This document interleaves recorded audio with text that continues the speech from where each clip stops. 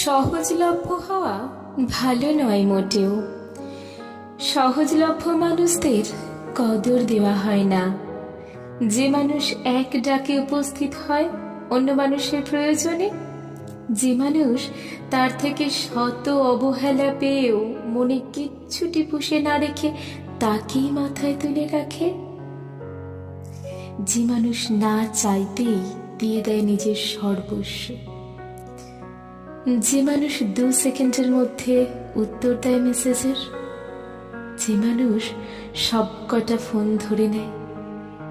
যে মানুষ সবচেয়ে ভালোবেসে ফেলে, সহজে জড়িয়ে পড়ে, যে মানুষকে পেতে কোনো সাধ্যি লাগে না, প্রার্থনা লাগে না, চেষ্টা লাগে না, সে মানুষকে